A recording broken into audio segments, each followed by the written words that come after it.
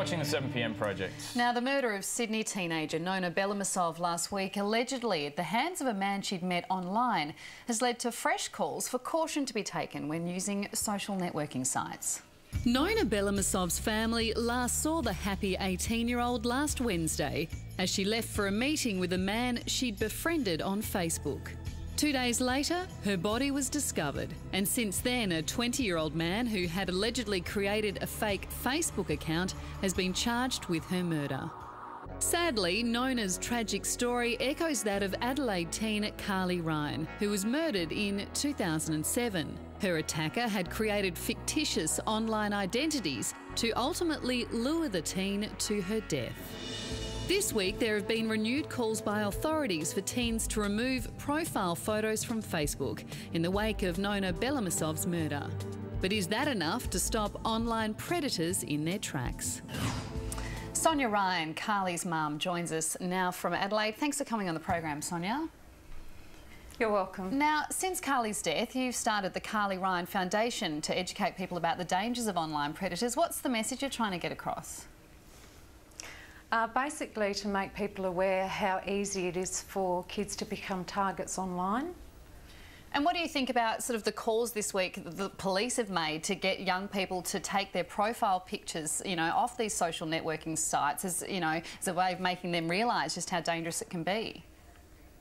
I think it's really good. I think that children should be taking their profile pictures down, or at least looking at the profile pictures they post, because it may draw unwanted attention. If they set their profile to private, then only their friends can view their pictures. Sonya, do you think sites like MySpace and Facebook do enough to protect users, or could they make them safer? I don't think they do anywhere near enough. I think that there should be warning pages put up on Facebook and MySpace, letting children and parents know that people do create fake profiles and steal people's identities to lure young children. Now, you've asked the government to take steps to ensure that children are safe online.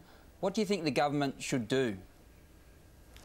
I think that they need to back our foundation by offering funding and support so that I can get out to schools and get this message out there to the community, as well as putting in structured internet safety programs for schools. They are putting computers into our schools, yet I don't know how many actual safety programs are running at the moment for children in schools, some compulsory seminars. Sonya, I think you're a really brave mum. I mean, I'm a dad with daughters not much younger than when Carly died. Can you give me any real advice? And can I just ask you, in hindsight, is there anything that you think you missed that you should have seen that you didn't see? I guess we didn't ever expect that people like this actually really existed. You don't think that somebody would spend their waking hours creating so many fake profiles, creating such deception to lure a young girl. We were completely unaware that it was such a massive problem, and my advice to parents would be to sit down with their kids, have a meeting at home with them after dinner, sit down, discuss with them the dangers of online social networking sites such as Facebook and MySpace, and to work out an action plan with their children so that if they are approached by somebody online and they feel uncomfortable, they know what to do, they know the steps to take, and parents should definitely become involved. I think that they should also possibly set up a Facebook and MySpace account so they can become friends with their children, and just get online and see what friends their children are adding, and be able to keep a little bit more of a watchful eye on what their kids are actually doing. Well, that's great advice, Sonya. Thanks so much for talking to us tonight. We do really appreciate you taking the time to come on the show. And if you'd like to actually help the Carly Ryan Foundation raise awareness about online safety for young Australians, you can also make a donation at any Westpac branch across the country.